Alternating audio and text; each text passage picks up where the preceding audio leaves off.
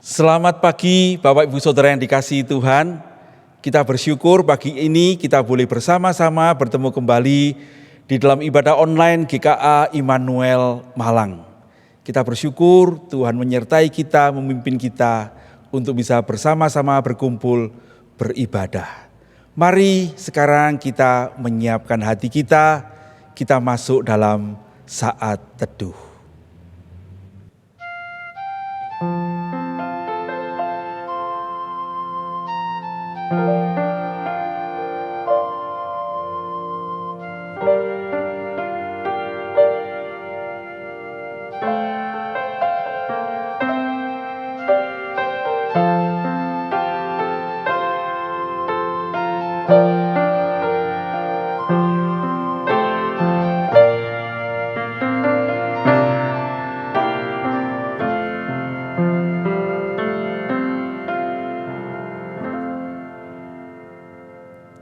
Amin.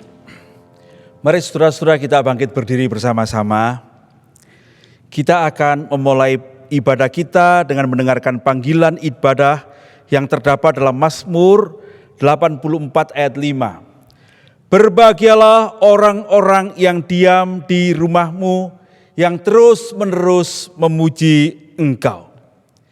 Ibadah hari ini kita mulai dengan pengakuan bahwa pertolongan kita ialah daripada Tuhan yang menciptakan langit dan bumi, yang tetap memelihara segenap ciptaannya dengan kasih setia, dan yang tidak pernah meninggalkan perbuatannya sampai selama-lamanya. Turunlah atas kita sekalian damai sejahtera, anugerah dan kasih dari Allah Bapa, Allah Putra, dan Allah Roh Kudus. Amin. Mari saudara-saudara kita mengangkat hati kita, memuji Tuhan, memuliakan Dia dengan menyanyikan pujian, besar setiamu.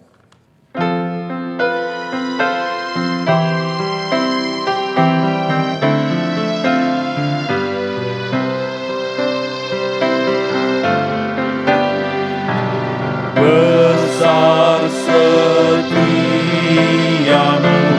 Allah Bapa-Ku, besarlah kasih-Mu yang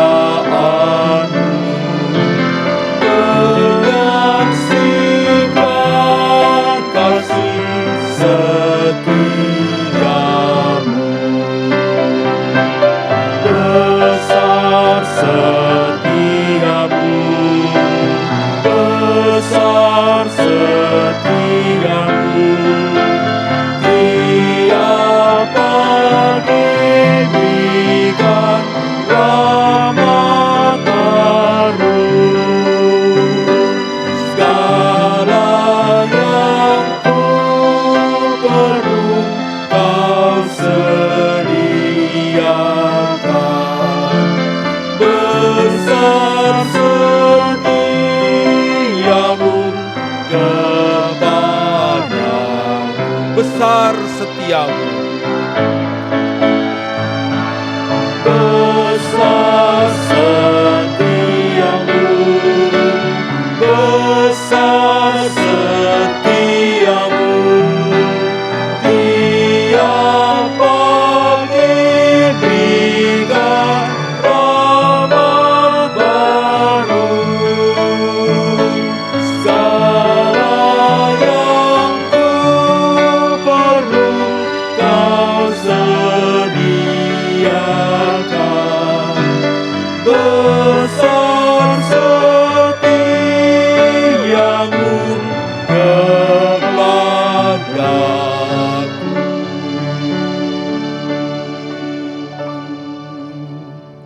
Mari kita berdoa, saudara-saudara.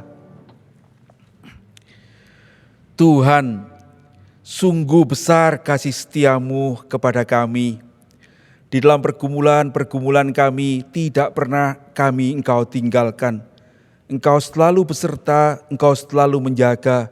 Engkau memberikan kesegaran di dalam hati kami ketika kami menatap kepadamu. Setiap pagi kami bangun, menatap matahari yang Kau berikan, udara segar yang Kau karuniakan, menatap keluarga yang ada di sekitar kami, kebaikan-kebaikan Tuhan di dalam hidup kami. Kiranya pagi hari ini pun hati kami bersyukur kepadamu, jikalau kami boleh datang ke rumah-Mu untuk beribadah bersama-sama.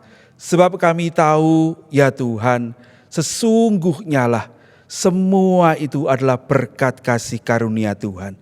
Engkau yang menjaga kami, bahkan mengaruniakan iman kepada kami, supaya hari ini kami datang beribadah kepadamu.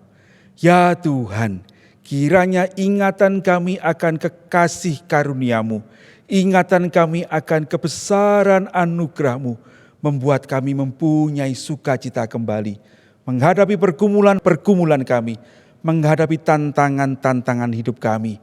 Kami boleh melaluinya bersama-sama dengan Tuhan Yesus, Gembala kami, dan kami akan beroleh kemenangan. Terpujilah nama-Mu ya Tuhan. Berkatilah ibadah kami pada pagi hari ini. Kiranya semua yang kami nyanyikan, kami doakan, kami renungkan, berkenan kepadamu. Tuntunlah kami dari awal sampai akhir, demi Kristus Yesus, Tuhan dan Juru Selamat kami yang hidup, kami berdoa dan mengucap syukur. Amin. Silakan duduk, saudara-saudara. Saudara-saudara, kita bersyukur kepada Tuhan, kita boleh beribadah, tetapi mari kita mengakui juga kepada Tuhan kelemahan kita. Hari ini saya mengajak saudara-saudara untuk merenungkan hidup kita.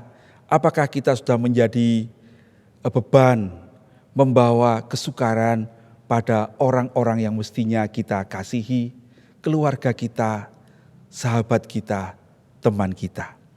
Mari kita datang pada Tuhan, mengakui kelemahan kita kalau ada, dan mari kita mohon Tuhan memulihkan hati kita, memulihkan hubungan kita. Kita menyiapkan hati kita dengan nyanyikan pujian, Tuhanku bila hati kawanku.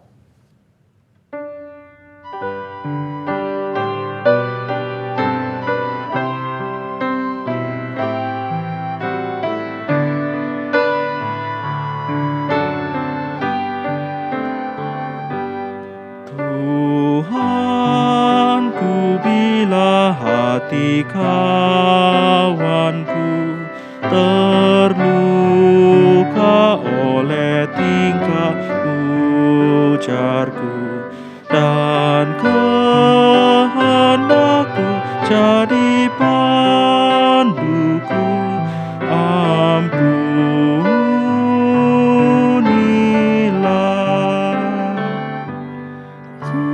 Jikalau tuturku tak selena dan aku telah kurang berkesan, pikiran dan tuturku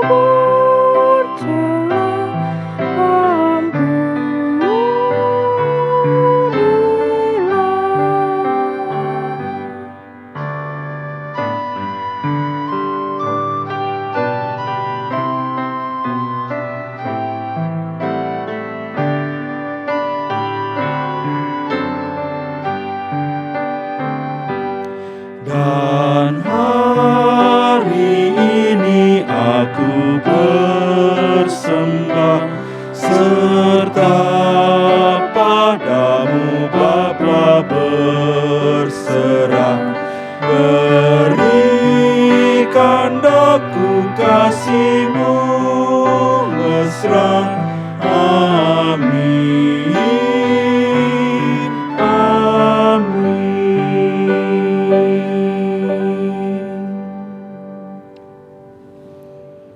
Mari saudara-saudara kita berdoa. Kami datang kepadamu Tuhan, mengakui betapa sering tanpa kami sadari, kami sudah menjadi luka bagi sahabat-sahabat kami, bagi saudara-saudara kami, pada orang-orang yang harusnya kami cintai, tapi kami melukai mereka. Tuhan, ampunilah kami. Kami mengaku bahkan sering kali kami melupakan Engkau Tuhan dan mengikuti jalan kami sendiri ketika kami menghadapi tantangan atau bahkan godaan-godaan, dan kami bukan hanya menyakiti sesama kami, lebih lagi kami menyakiti hati Tuhan. Ya Tuhan, ampunilah kami. Kiranya Engkaulah yang akan menolong kami untuk selalu ingat kepadamu, karena kami tahu di dalam Kristus Yesus sesungguhnya kami sudah beroleh pengampunan dosa. Tetapi kami tahu Tuhan, seringkali dosa-dosa kami, perbuatan-perbuatan kami yang salah itu membuat hubungan kami denganmu terhalang, sehingga berkat-Mu tidak sampai kepada kami.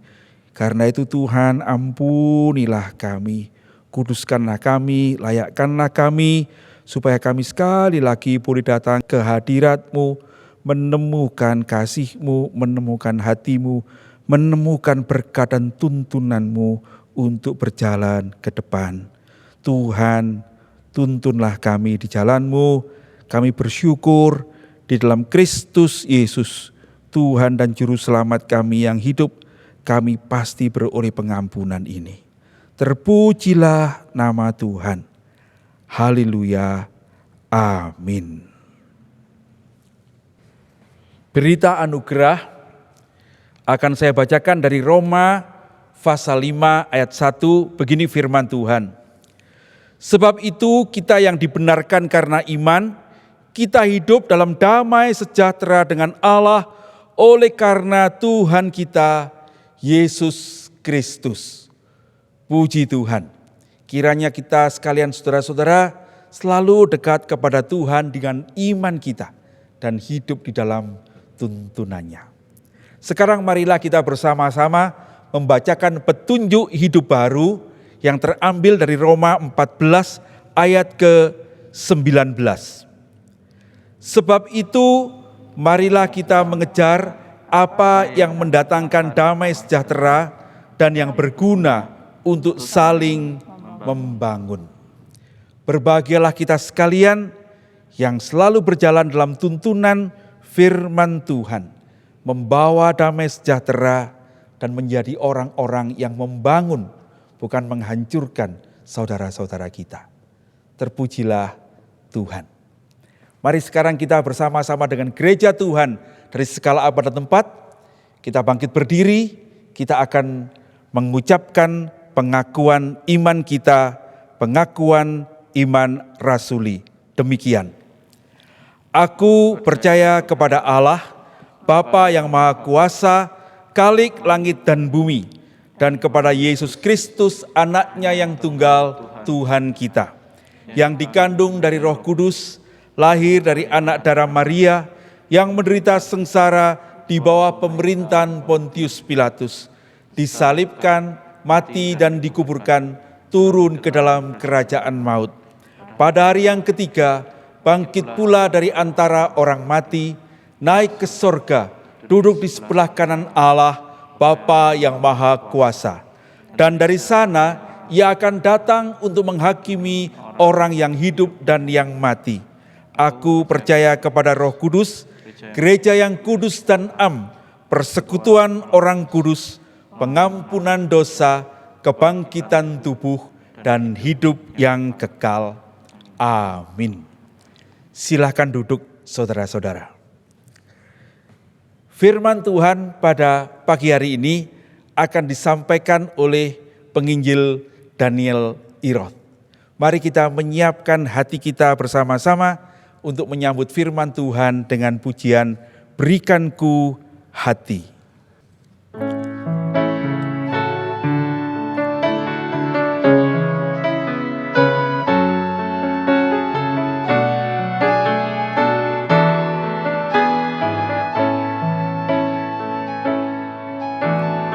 Berikan ku hati seperti hatimu yang penuh dengan belas kasihan. Berikan ku mata seperti matamu memandang tuayan di sekelilingku. Berikan ku tanganmu untuk melakukan tugasmu.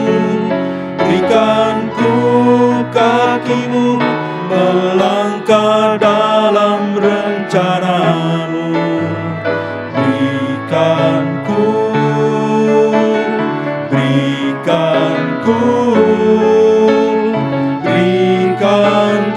hatimu. Berikan ku tanganmu. Berikan ku tanganmu untuk melakukan tugasmu. Berikan ku kakimu melangkah dalam rencanamu. Berikan ku hatimu. Berikan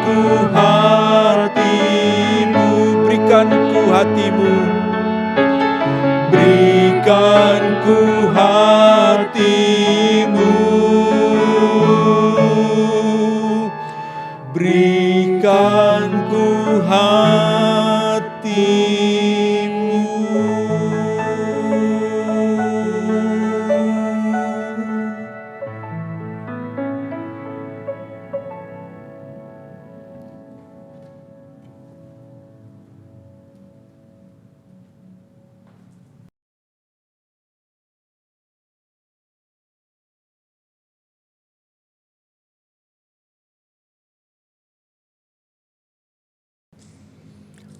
Selamat pagi jemaat yang dikasihi oleh Tuhan Yesus Kristus.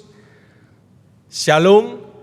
Sungguh sangat senang sekali bisa bertemu dengan Bapak Ibu yang dikasihi oleh Tuhan. Pada saat ini mari kita dijamah oleh Tuhan, menerima berkat firman Tuhan. Biar Allah menyatakan penyertaan-Nya dalam hidup kita, melalui Dia memberikan pimpinan, bimbingan melalui firman-Nya. Mari kita akan memulai dengan berdoa terlebih dahulu. Bapa kami yang di surga, kami mengucapkan syukur dan berterima kasih. Kalau Tuhan boleh berbicara kepada kami melalui firman-Mu, kami memiliki Allah yang berbicara kepada kami, Allah yang berbicara menyapa kami satu persatu, itulah bentuk penyertaan Tuhan kepada kami. Terima kasih Tuhan untuk firman-Mu, Engkau berkata-kata kepada kami. Berbicaralah kepada kami ya Tuhan, kami siap mendengarkannya. Dalam nama Tuhan Yesus kami sudah berdoa. Amin. Kita akan membaca firman Tuhan dari 1 Korintus pasal 1 ayat yang ke-10. 1 Korintus pasal 1 ayat yang ke-10. Saya akan membacakannya. Demikianlah firman Tuhan. Tetapi aku menasihatkan kamu, saudara-saudara, demi nama Tuhan, kita Yesus Kristus, supaya kamu seia sekata, dan jangan ada perpecahan di antara kamu, tetapi sebaliknya, supaya kamu erat bersatu dan sehati sepikir. Berbahagialah kita yang sudah mendengarkan firman dan menjadi pelaku di dalam hidup kita. Saudara yang dikasihi oleh Tuhan, ada serombongan merpati yang terbang bergerombolan, saudara-saudara sekalian. Ketika merpati ini sedang terbang bergerombolan, tiba-tiba mereka melihat ada jagung di pelataran rumah orang. Nah, kemudian saudara sekalian, ada merpati yang turun untuk memakan jagung-jagung itu. Kemudian merpati-merpati yang lain ikut turun. Mereka bergerombol makan jagung yang ada di sana. Tiba-tiba ada jala yang dilemparkan kepada mereka. Dan burung-burung ini terkejut. Kemudian mereka dengan bersatu hati, saudara sekalian, mereka cepat-cepat terbang. Nah, mereka bersatu hati untuk terbang bersama-sama, sehingga jala yang agak berat itu pun bisa terbang. Dan mereka bisa terbang cukup tinggi, dan lalu kemudian ketika melihat pohon-pohonan, mereka menjatuhkan diri mereka, dan kemudian jala itu bisa jatuh di atas pohon-pohon itu, dan mereka pun bisa terbang dengan keluar dari jala itu, saudara-saudara sekalian. Saudara sekalian, kalau kita melihat kesatuan hati, kesatuan burung-burung ini, saudara sekalian, membuat burung-burung ini bisa selamat, membuat burung-burung ini bisa lepas daripada jala yang akan mencelakakan mereka. Saudara, persatuan begitu penting. Masalah persatuan ini dialami oleh gereja di Korintus. Saudara, pada waktu Paulus menuliskan surat ini, saudara sekalian, jemaat Korintus masih muda, masih berusia 5 tahun. Pada waktu awal Rasul Paulus membentuk jemaat itu dalam perjalanan Rasul Paulus yang kedua. Dalam perjalanan yang kedua dia membentuk jemaat Korintus itu dari orang-orang percaya maupun dari orang-orang yang belum percaya, orang-orang Yahudi maupun orang-orang yang non-Yahudi, saudara sekalian. Mereka bersama-sama diajak untuk membentuk gereja, membentuk jemaat. Nah, saudara-saudara sekalian, ternyata di dalam jemaat itu karena ada berbagai-bagai mereka berasal dari berbagai-bagai kalangan. Ada kalangan tinggi, ada kalangan rendah, ada orang merdeka, ada budak, ada yang berpendidikan tinggi, ada yang tidak, ada yang kaya miskin, ada yang punya pengetahuan, dan itu membuat mereka bisa satu dengan yang lain, bisa memiliki keinginan masing-masing.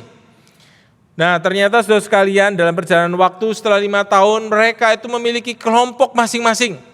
Ada yang satu mengatakan, saya kelompoknya Paulus. Ada yang lain, saudara sekalian, jemaat mulai terpecah-pecah. Satu mengatakan, saya kelompok Petrus. Ya, Petrus murid Yesus, yang sudah tinggal bersama Kristus 3 tahun lebih. Ya, 3 tahun, jadi dia memiliki banyak hal yang bisa dibagikan. Kemudian ada yang lain mengikuti Apolos. Ini jemaat yang mengatakan, ini orang yang pinter berkata-kata, pinter berkhotbah. Khotbahnya begitu bagus, ya. Kemudian yang lain mengatakan, saya mengikuti kelompok Yesus, ya. Saudara sekalian, 4 kelompok ini saling bersaing. Dan dampaknya bisa saling menjatuhkan, saudara-saudara sekalian. Nah, saudara sekalian, Paulus ingin mereka bersatu. Masalah di dalam gereja Korintus, saudara-saudara sekalian, mereka menghadapi permasalahan selain perpecahan. Ada masalah imoralitas, ada masalah ketidakdewasaan di dalam jemaat ini. Dan itu menyebabkan gereja tidak stabil, dalam pertumbuhan. Saudara-saudara sekalian, perpecahan itu saudara sekalian adalah seperti robekan. Ya, pengertian perpecahan dalam bahasa Yunani adalah seperti robekan pada kain. Kalau kain yang robek, bagaimana bisa bagus saudara sekalian? Ya, kalau saya pakai jas yang robek, bagaimana kelihatan bisa baik? Kemudian perpecahan juga mengarah kepada tulang yang patah. Kalau seseorang memiliki tulang yang patah, bagaimana dia bisa berjalan dengan normal? Kalau gereja ada perpecahan di dalamnya, bagaimana gereja bisa bertumbuh dengan baik? Perpecahan juga mengarah kepada pengertian jaring yang robek. Kalau nelayan ingin menjaring ikan saudara sekalian, kalau jalannya robek, bagaimana ikan bisa dijaring dengan maksimal? Saudara-saudara yang dikasihi oleh Tuhan,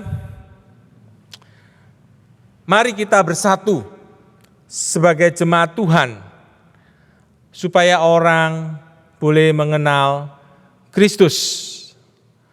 Mari jemaat-jemaat sekalian yang dikasihi oleh Tuhan, mari kita bersatu untuk supaya kita dapat mengenal Tuhan dan juga supaya orang lain dapat mengenal Kristus.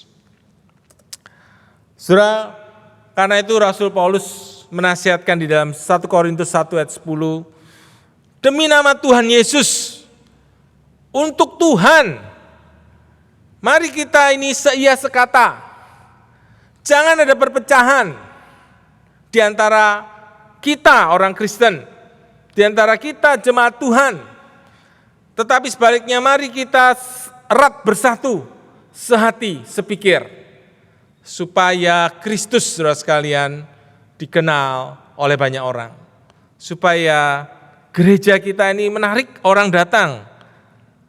Saudara sekalian, di satu waktu ada seorang yang mengajak teman-temannya yang ada di desanya. Mari teman-temanku, kita akan makan bersama-sama dan membuat sup bersama-sama. Nah, kemudian pada hari yang ditentukan, waktu ditentukan, teman-temannya datang semua ya ke rumah orang itu. Nah, lalu kemudian mereka melihat, oh ternyata hanya ada panci dan air yang dididihkan. Mereka langsung mengatakan pada satu dengan yang lain, oke, saya punya ini, saya punya wortel, saya punya buncis, saya punya kentang. Yang lain mengatakan, saya punya daging sapi, saya punya bumbu-bumbu. Ya, yang lain mengatakan apa yang mereka punya. Nah, lalu mereka pulang ke rumah mereka masing-masing dan mereka kembali. Nah, pada waktu mereka kembali, saudara-saudara sekalian, mereka setelah itu bekerja bersama-sama. Nah, kemudian ada orang yang mengolahnya, ya, karena dia memang pintar masak. Nah, setelah semua bahan-bahan itu dikumpulkan, mereka ngobrol-ngobrol, bicara-bicara. Setelah itu sup selesai dibuat dan mereka makan bersama-sama. Mereka makan dengan kenyang, mereka makan dengan puas. Hati mereka puas karena ada persekutuan di antara mereka. Hati mereka senang karena mereka bisa berbagi apa yang mereka punya. Bahkan kelebihan itu bisa diberikan kepada tetangga-tetangga yang lain. Saudara, gambaran ini saudara sekalian adalah menunjukkan keindahan sebuah persekutuan, keindahan dari kesatuan. Saudara sekalian, keindahan ini terjadi ketika orang berbagi dengan apa yang mereka punya. Mereka membagikan dari apa yang mereka punya, mereka membagi sehingga terjadilah sup yang enak ini. Begitu juga dengan gereja Tuhan, saudara sekalian. Tuhan mengumpulkan kita gerejanya ini, ya, dengan karya di atas kayu salib. Kita dikumpulkan dari orang-orang yang dari dunia masuk ke dalam tubuh Kristus, menjadi gerejanya, Gereja itu bukan gedung, saudara sekalian. Gereja itu adalah pribadi-pribadi yang sudah percaya Yesus sebagai Tuhan dan Juru Selamat. Yang sudah lahir baru. Kita ini gereja, saudara sekalian. Nah, gereja yang sudah dikumpulkan, saudara sekalian, Tuhan juga memberikan talenta kepada orang-orang yang ada di gereja itu. Ada yang diberi talenta mengabarkan Injil, mengajar, mengembalakan, menjadi pelayan di bidang-bidang masing-masing, saudara sekalian. Nah, alangkah indahnya, saudara sekalian, ketika kita berkumpul bersama-sama, sesederhana apapun yang kita miliki, dan kita pakai itu semua untuk melayani Tuhan, maka kita akan bisa menikmati sup rohani, sup kebenaran firman Tuhan, yang akan membangun kita, mendewasakan kita, dan melalui kita kenyang dengan firman Tuhan ini, saudara sekalian, kita bisa membawa firman ini kepada orang lain. Kita bisa mengenalkan dari kesatuan hati dan kesatuan jemaat ini. Kita bisa membawa orang-orang lain percaya kepada Kristus. Mengenalkan Kristus kepada orang lain. Kita juga mengenal Kristus yang mengasihi kita, saudara-saudara sekalian. Saudara, hal itu akan berbeda, saudara sekalian, kalau misalnya di tempat lain, kejadian yang lain, ada seorang yang mengajak, ayo buat kita makan sup. Nah, ketika dia mengundang teman-temannya makan sup, kemudian teman-teman yang lain membawa sesuai yang mereka punya, kemudian ada satu orang yang mulai merendahkan satu dengan yang lainnya. Kamu kok hanya bawanya sedikit? Kamu kok bawanya kentang saja? Kamu kok bawanya bumbu saja atau membawa wortel saja? Saya membawa yang lebih mahal, lebih bagus, lebih baik. Kamu kok lebih kurang? Maka ketidakpuasan ini, saudara sekalian, membuat suasana persekutuan menjadi tidak nyaman, tidak enak. Saudara, di dalam gereja, saudara sekalian, persekutuan kita juga bisa menjadi rusak, saudara sekalian, ketika kita ini ada gosip di dalam gereja, saling menjatuhkan, saling merendahkan, saling menghina, saling membuat kelompok-kelompok untuk menjatuhkan satu dengan yang lainnya. Ini membuat persekutuan kita menjadi rusak, saudara sekalian. Kritikan-kritikan tajam, ada orang-orang yang berdiam diri, kelompok yang berdiam ketika melihat ada hal yang tidak beres di dalam gereja. Saudara, ada yang berkata, saudara, seandainya kita ini belum bisa berkontribusi banyak, paling tidak kita jemaat Tuhan, jangan merusakkan pekerjaan Tuhan, atau jangan merusakkan persatuan, kesatuan di dalam gereja. Saudara, nasihat Rasul Paulus untuk kita bersatu, supaya Kristus dikenal, perlu kita dengarkan. Karena itu, saudara-saudara sekalian, ada seorang yang bernama Rick Warren memberikan beberapa saran praktis. Saran yang pertama, saudara sekalian, adalah mari kita jemaat bersikap realistis dalam pengharapan-pengharapan kita. Mengapa, saudara, kita perlu realistis dalam pengharapan kita? Karena, saudara, ketika orang datang ke gereja mengharapkan menemukan gereja yang sempurna, maka itu tidak mungkin. Kenapa tidak mungkin? Karena gereja itu digambarkan ini, saudara sekalian, kita ini membangun dengan pisang, saudara sekalian. Kalau seseorang itu membangun dengan batu bata yang rapi, bentuknya jelas, kotaknya jelas, itu mudah. Tapi kalau membangun dengan pisang, bentuknya tidak beraturan, itu menjadi sulit, saudara sekalian. Apa artinya membangun dengan pisang? Saya termasuk pisang, saudara sekalian, ya. Kita semua adalah pisang-pisang yang dibangun untuk membangun sebuah tubuh Kristus. Artinya pisang itu artinya bentuk kita yang tidak sempurna, menggambarkan kita datang kepada Kristus ketika kita ini banyak dosa, banyak kekurangan, banyak keterbatasan, dan kita penuh dengan kelemahan dan kekurangan. Nah, saudara-saudara sekalian, ketika kita orang-orang yang lemah ini bertemu, saudara sekalian, mau tidak mau saudara sekalian, kita perlu proses untuk menjadi sempurna. Sehingga kalau ada orang berkata, saya datang ke gereja menemukan orang yang sempurna, maka itu tidak akan bisa, kita tidak akan menemukannya. Dietrich Bonhoeffer, saudara sekalian, menuliskan, kekecewaan terhadap gereja lokal kita memang baik karena menghancurkan pengharapan yang palsu tentang kesempurnaan. Semakin cepat kita melepaskan ilusi bahwa gereja dan orang Kristen harus sempurna untuk dapat dikasihi, semakin cepat kita berhenti pura-pura dan mulai mengakui bahwa kita semua tidak sempurna dan membutuhkan anugerah. Saudara, kita adalah orang-orang yang membutuhkan anugerah Tuhan dan terus bertumbuh. Inilah awal dari komunitas yang nyata, saudara-saudara sekalian. Saudara, Dietrich Bonhoeffer juga berkata, ya, jika orang-orang mencintai impiannya tentang komunitas yang sempurna, dibandingkan betul-betul komunitas Kristen itu sendiri, orang itu menjadi perusak bagi komunitas Kristen. Sebaliknya, saudara, sikap kita yang kita perlu punya adalah kita boleh bersyukur, saudara sekalian, setiap hari untuk persekutuan Kristen di mana kita ada. Mungkin dalam persekutuan itu banyak kekurangan, tidak ada berkat yang melimpah, tidak ada pengalaman yang hebat, iman yang kecil, ada banyak kesulitan. Tetapi ketika kita tidak mengeluh, kita menghargai komunitas itu, maka itu berarti kita bekerja sama dengan Tuhan dalam menumbuhkan persekutuan kita. Berikutnya, saudara sekalian,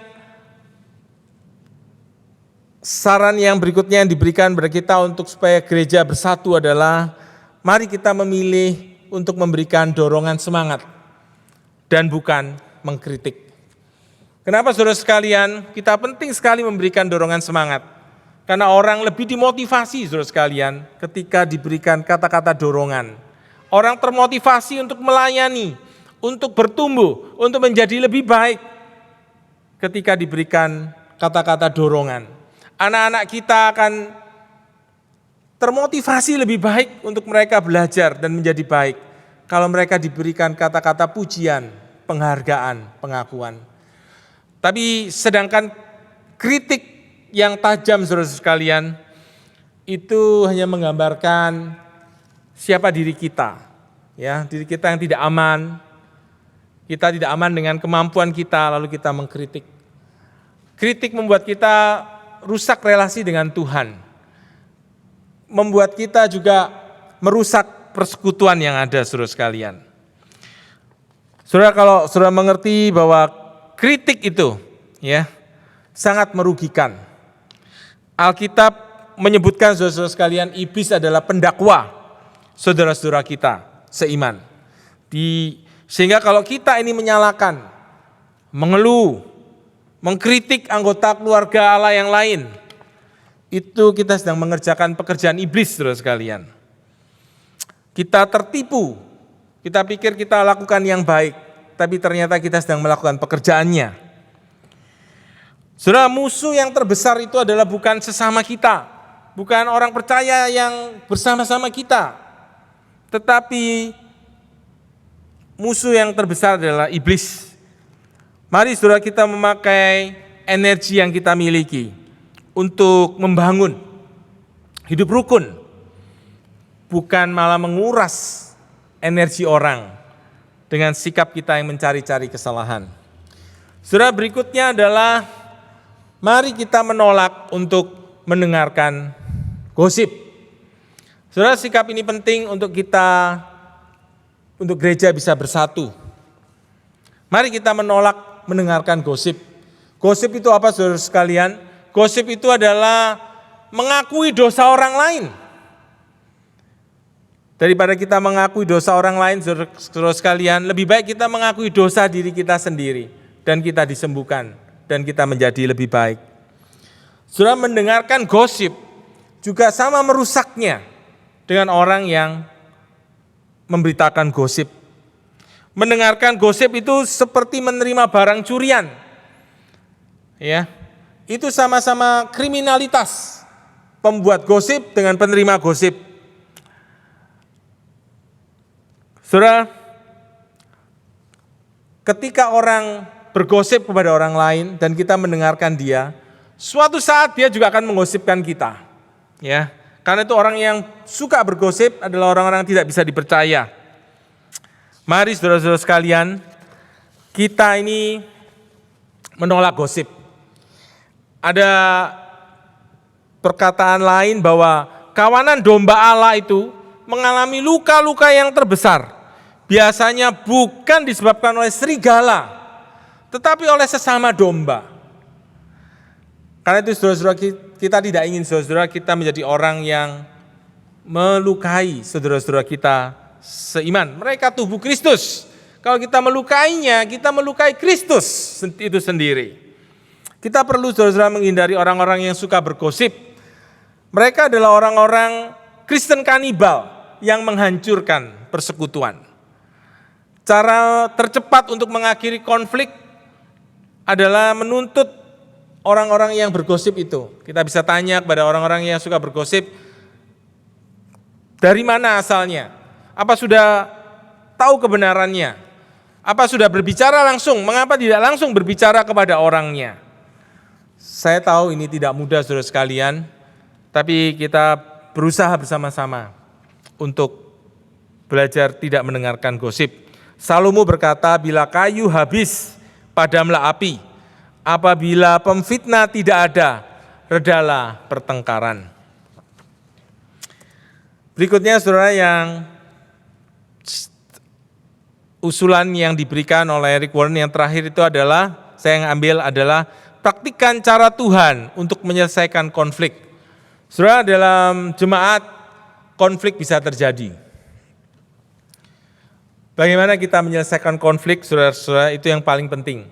Kristus memberikan masukan dalam firman-Nya untuk kita pergi, ya. Apabila saudaramu berbuat dosa, tegurlah dia di bawah 4 mata. Jika ia mendengarkan nasihatmu, engkau mendapatkannya kembali. Jika ia tidak mendengarkan engkau, bawalah seorang saksi atau 2 orang lelaki, supaya atas keterangan 2 atau 3 orang saksi, perkara itu tidak disangsikan. Jika ia tidak mau mendengarkan mereka, sampaikanlah soalnya ke jemaat. Saudara, dalam menyelesaikan konflik saudara-saudara sekalian, adalah hal yang penting untuk kita melihat kontribusi diri kita. Apakah kita ada kesalahan? Kalau kita ada salah 2% saja, kita harus bertanggung jawab 100% untuk kesalahan kita yang 2% itu. Jadi kita bisa mengaku, minta maaf dengan kesalahan kita yang 2% itu. Ya, saudara, kalau saya salah dalam pertengkaran dengan istri, saya akan mengambil tanggung jawab saya akan berkata, saya minta maaf untuk kesalahan saya. Saudara, yang lainnya adalah kita berusaha dengan lembut, dengan cara yang sopan dan baik, memberitahu kesalahan orang lain, dengan hati yang mau membangun, dengan hati mau memuliakan Allah, sehingga dalam konflik kita ini, sungguh-sungguh membawa kita ini makin bertumbuh di dalam Tuhan. Saudara yang dikasihi oleh Tuhan, kita juga bisa menerapkan pengampunan ketika kita berkonflik kepada orang lain dan orang lain sudah melukai kita. Justru di dalam konflik itu, saudara-saudara sekalian, kita akan menemukan apa yang menjadi ilah-ilah atau berhala-berhala yang kita sembah. Ya, ada beberapa berhala saudara sekalian, seperti kita memberhalakan penerimaan orang atau persetujuan orang. Ada yang memberhalakan kenyamanan, ada yang memberhalakan menguasai, ya, mengontrol, ya. Nah, buat orang yang berhalanya adalah penerimaan, ya, itu dia akan berusaha untuk menghindar ketika dia konflik, saudara sekalian. Karena dia selalu ingin disetujui orang, diterima orang. Saya harus mengakui saya ada di sana, ya. Saya perlu banyak berubah dalam hal ini. Kemudian ada orang yang suka menyerang dalam konflik itu, ya, selalu menyerang dan menyerang, menjatuhkan, ya. Itu bisa sangat parah tentunya, saudara sekalian, ya, bisa sampai membunuh dan seterusnya. Nah, saudara sekalian, orang itu berhalanya apa? Berkuasa. Nah, saudara sekalian, sikap yang baik adalah, saudara sekalian, kita boleh datang kepada Tuhan, datang untuk menyelesaikan dengan baik, berbicara dengan baik, ya, untuk membicarakan konflik itu, membicarakan persoalan-persoalan kita, sehingga Tuhan dipermuliakan, kita pun bertumbuh. Ketika kita berani konfrontasi, kita berani berbicara. Saudara, mari saudara-saudara sekalian, kita boleh menyelesaikan konflik dengan pertolongan Tuhan.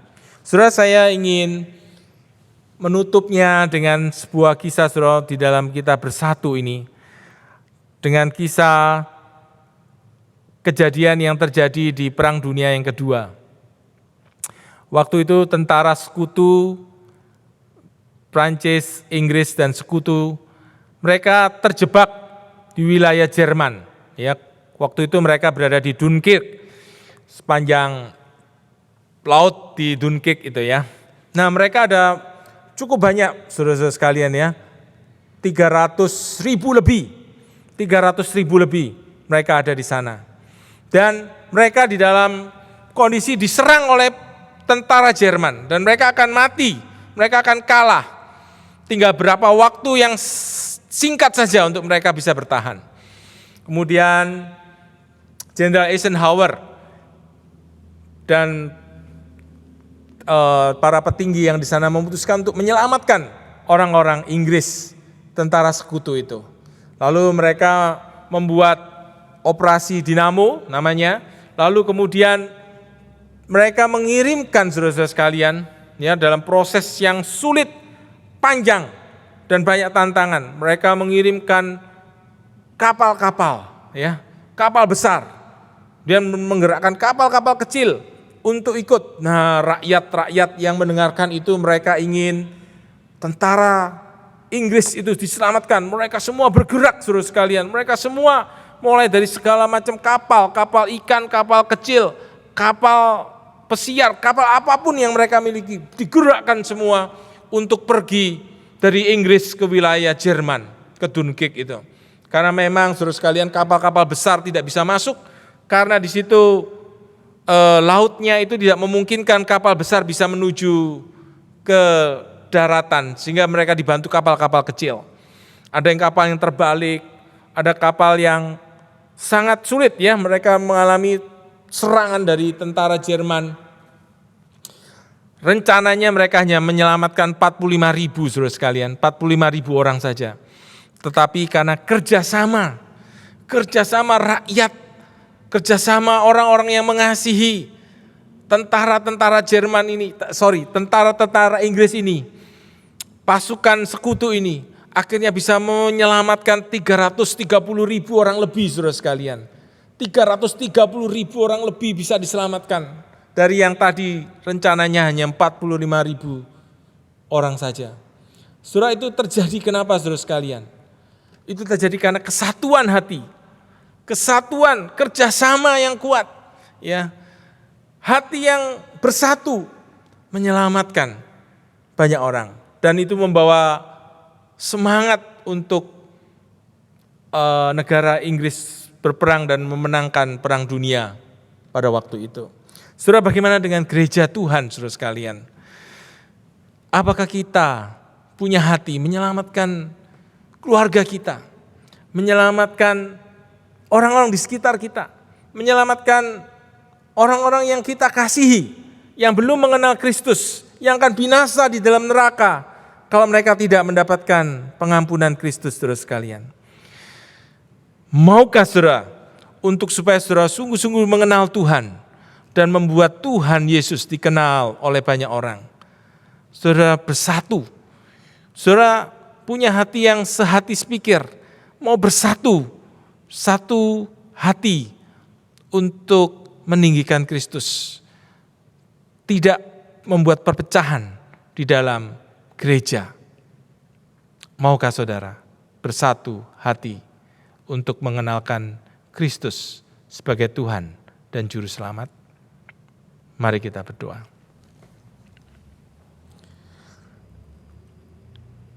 Ya Tuhan, ampunilah kami sebagai jemaat-jemaat Tuhan. Seringkali kami tanpa sengaja atau di dalam kelemahan kami lebih banyak melakukan hal-hal yang bisa memecah belah, membuat keretakan relasi. Tuhan tolong kami, berikan hikmat kepada kami, untuk kami boleh bersatu, untuk kami boleh melihat pekerjaan Tuhan yang luas, supaya banyak jiwa-jiwa diselamatkan oleh Tuhan, supaya kami bertumbuh di dalam kebenaran Tuhan, dan kami juga membantu orang-orang bertumbuh di dalam pengenalan akan kebenaran dan akan melakukan misimu. Kami rindu Tuhan, Kau terus menaruh dalam hati kami kemampuan untuk bersatu, kemampuan untuk menjadi berkat. Taruhlah kasih, taruhlah hati yang mau memahami orang lain, hati yang mau mengerti, Tuhan taruh dalam hati kami, sehingga satu dengan yang lain dalam jemaat kami ini, kami boleh saling mengasihi, saling memberkati, dan saling menolong. Tolonglah kami yang lemah ini, dan berkati kami semuanya yang sudah mendengarkannya. Dalam nama Tuhan Yesus kami berdoa. Amin.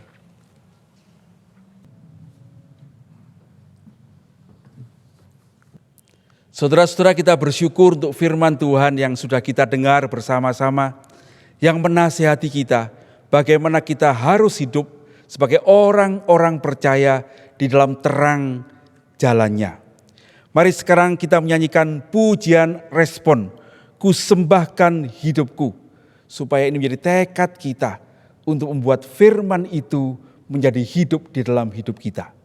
Sementara kita menyanyi, saudara-saudara, kalau saudara ingin berikan persembahan, silakan berikan persembahan dengan mentransfer pada rekening gereja yang ada di layar saudara, atau saudara bisa mengumpulkannya terlebih dahulu di rumah untuk diberikan pada waktu yang akan datang, waktu kita berkumpul bersama-sama di gereja Tuhan, dibawa ke rumah Tuhan. Mari kita menyanyikan pujian ini, ku sembahkan hidupku.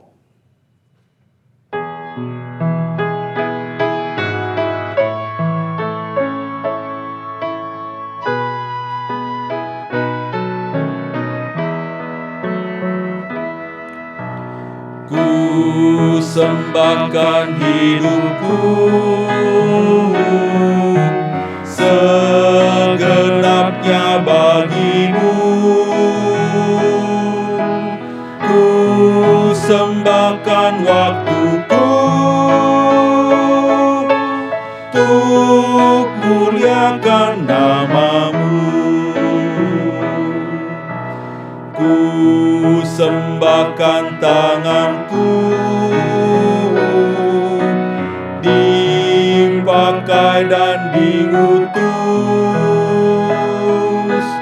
Ku sembahkan kakiku,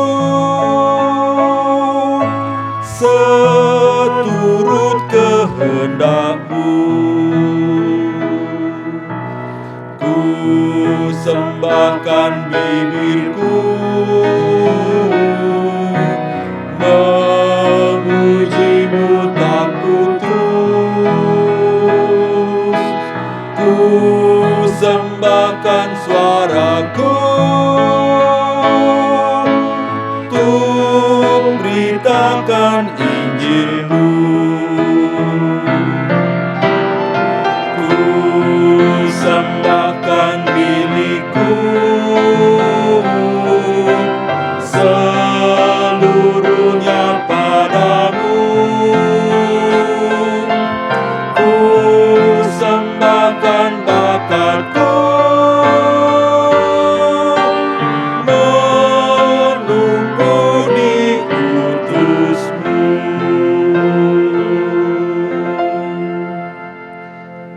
Mari kita berdoa. Bapa yang di surga, kami bersyukur kepadamu karena firman-Mu sudah kami dengar dan menuntun kami untuk berjalan di dalam kebenaran-Mu. Tuntunlah Tuhan supaya hidup kami menyenangkan hati-Mu. Kami saat ini mau menyerahkan persembahan yang sudah kami bawa kepada Tuhan. Engkaulah kiranya memberkatinya dan kiranya persembahan ini boleh dipakai untuk meluaskan pekerjaan Tuhan di GKA Immanuel Malang. Kami saat ini juga mau mengingat untuk bangsa dan negara kami ya Tuhan, yang sedang berjuang untuk mengatasi kenaikan kasus virus corona yang akhir-akhir ini meningkat dengan begitu hebat. Sehingga banyak rumah sakit menjadi penuh dan banyak tenaga kesehatan yang mengalami kelelahan karena menangani pasien yang sangat banyak. Ya Tuhan, kami berdoa kiranya Engkaulah yang akan memberikan pertolongan-Mu, sehingga sungguh-sungguh oleh tuntunan Tuhan, para pemimpin kami diberi hikmat bijaksana untuk bisa menangani ini dengan baik. Tuhan juga berikan kekuatan pada saudara-saudara, teman-teman dokter atau tenaga kesehatan yang lain untuk bisa bekerja menolong saudara-saudara yang sakit. Kami juga berdoa Tuhan saat ini untuk umat-Mu, gereja Tuhan di mana-mana tempat. Satukanlah kami dan tuntunlah kami untuk memancarkan kasih-Mu, memancarkan kebaikan-Mu di tengah-tengah kesukaran di bangsa ini. Sehingga sungguh Tuhan oleh pertolongan-Mu kami menjadi saluran berkat Tuhan, saluran pertolongan Tuhan bagi banyak saudara-saudara. Berkati gereja Tuhan di mana-mana tempat, tuntunlah kami semua di jalan-Mu, berkati hamba-hamba Tuhan, berikan kami visi untuk melihat kehendak-Mu. Kami juga berdoa saat ini untuk jemaat Tuhan yang sakit. Tuhan, kiranya Engkau sendiri akan berikan pertolongan-Mu sehingga mereka beroleh kesembuhan. Ada saudara-saudara yang sedang mengalami pemulihan dan pengobatan. Ya Tuhan, mohon Kau juga akan berikan pertolongan-Mu sehingga mereka bisa segera mendapatkan pemulihan yang sempurna dan kembali bersama-sama dengan keluarga beribadah dan bekerja. Kami berdoa untuk saudara-saudara yang mengalami kesulitan ekonomi, berdoa untuk mengalami kesulitan keluarga atau hal-hal yang lain karena keadaan yang sukar hari ini. Tuhan, kepadamu kami datang, mohon pertolongan. Kiranya Engkaulah yang akan berikan jalan keluar, memberikan tuntunan, dan kami semua beroleh pertolongan Tuhan pada waktunya. Terima kasih Tuhan, kami percaya kepadamu, Engkau tidak pernah terlambat, sekalipun Engkau tidak pernah terlalu cepat. Kami percaya pada waktu yang tepat, kami akan melihat tangan-Mu dan tuntunan-Mu itu menopang, menyertai hidup kami untuk hidup di dalam jalan-Mu. Terpujilah nama Tuhan. Terima kasih untuk kesempatan beribadah pada hari ini Tuhan. Dan kalau sebentar kami akan mengakhiri ibadah ini, kiranya Engkau akan menolong kami, menopang kami, menjadi pelaku-pelaku firman sepanjang minggu ini. Dan Tuhan akan mempertemukan kami kembali pada waktu ibadah minggu yang akan datang. Terpujilah nama Tuhan. Demi Kristus Yesus, Tuhan dan Juru Selamat kami yang hidup, kami berdoa dan mengucap syukur. Amin. Saudara-saudara, kita akan mengakhiri ibadah kita pada pagi hari ini dengan mengembalikan segala kemuliaan bagi Tuhan. Mari kita bangkit berdiri bersama-sama, kita nyanyikan doksologi dan kita akan menerima berkat Tuhan.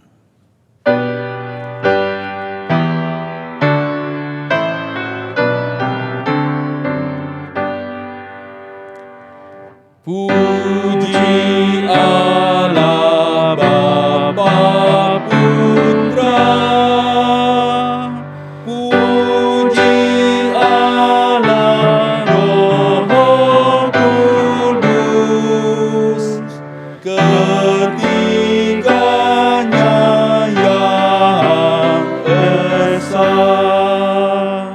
Pohon selamat sumber berkat.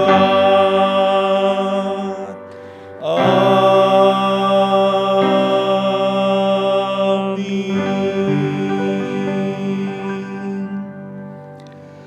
Jemaat yang dikasihi Tuhan, sekarang arahkanlah hatimu kepada Tuhan dan marilah kita mengakhiri ibadah ini dengan menerima berkat Tuhan.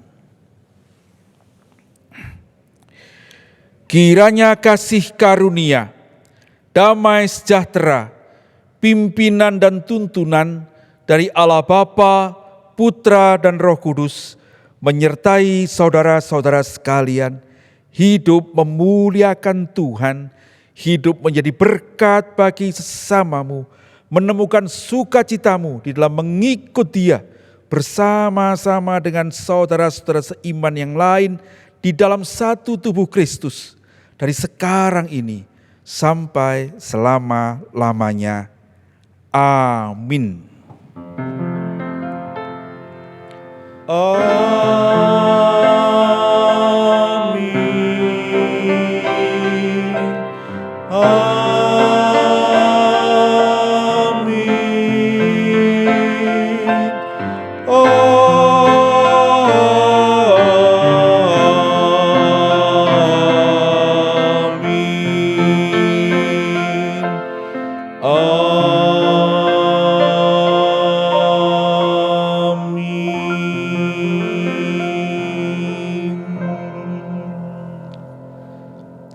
Silakan duduk.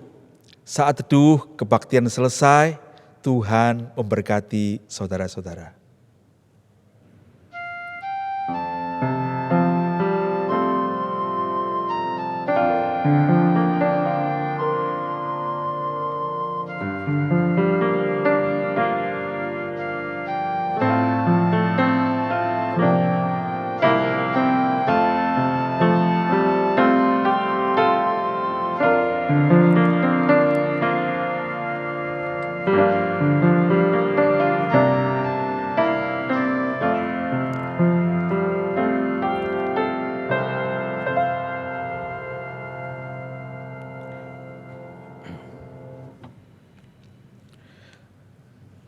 Selamat pagi saudara-saudara, kita akan memperhatikan beberapa warta ibadah pada pagi hari ini. Yang pertama-tama kita bersyukur kepada Tuhan atas pimpinan Tuhan sehingga kita boleh bersama-sama beribadah secara online pada pagi hari ini. Terima kasih untuk penginjil Daniel Iroth yang telah menyampaikan firman Tuhan dan juga rekan-rekan yang sudah melayani hari ini, baik sebagai pemimpin pujian, singer, pemain musik, sound system, dan multimedia. Tuhan Yesus memberkati pelayanan saudara-saudara. Sekarang kita akan perhatikan beberapa warta. Sehubungan dengan tingginya lonjakan jumlah orang yang terpapar COVID saat ini, maka demi keselamatan bersama, kita semua dihimbau untuk beribadah secara online di rumah kita masing-masing. Ibadah onsite kita tunda sementara sampai keadaan memungkinkan. GKA Immanuel Malang membuka kembali kelas katekisasi online bagi mereka yang ingin dibaptis. Kelas katekisasi akan dimulai tanggal 8 Agustus 2021 dan baptisan akan dilakukan tanggal 21 November 2021. Baptisan dewasa dilakukan bagi mereka yang sudah berumur 15 tahun. Pendaftaran melalui tata usaha GKA dengan menghubungi nomor 0341 327 064 pada jam kerja atau bisa menghubungi WA 0838 3151 7861. Ibadah anak online GKA Immanuel Malang akan diadakan jam 8.30 pagi ini melalui YouTube GKA Immanuel Malang. Komunitas tunas remaja, komunitas bagi mereka yang duduk di kelas 7, 8, dan 9 akan diadakan jam 4 sore melalui Zoom Meeting gereja. Persekutuan doa pagi akan diadakan jam 5 pagi setiap hari dengan menggunakan Zoom Meeting gereja. Jemaat diajak untuk mengikutinya. Pemahaman Alkitab akan diadakan hari Selasa jam 6 sore dan dilanjutkan persekutuan doa jam 7 malam melalui Zoom Meeting gereja. Persekutuan Komisi Wanita diadakan hari Jumat jam 6 sore, dituntun melalui YouTube GKA Immanuel Malang. Ibadah doa pagi akan diadakan hari Sabtu jam 7 pagi. Doa pagi dilakukan di rumah masing-masing dengan penuntun doa yang dibagikan melalui WA Group GKA Immanuel. Komunitas pemuda remaja diadakan hari Sabtu jam 5 sore dan bagi yang tidak sempat mengikuti bisa mengikutinya pada hari Minggu jam 5 sore melalui Zoom meeting gereja. Minggu depan, tanggal 18 Juli 2021, jam 7 pagi, kita akan kembali beribadah bersama. Firman Tuhan akan disampaikan oleh Pendeta Hasan Sutanto dan diterjemahkan oleh Evangelis Esther Sutanto dengan tema membangkitkan atau mematahkan semangat. Hari Selasa, tanggal 27 Juli 2021, pukul 6:30 sore, akan diadakan pembinaan orang tua dan doa anak dengan tema memberkati anak-anak kita. Dibawakan oleh Evangelis Daniel Irot melalui Zoom meeting gereja. Demikian warta kita hari ini, saudara-saudara. Selamat hari Minggu, Tuhan Yesus memberkati.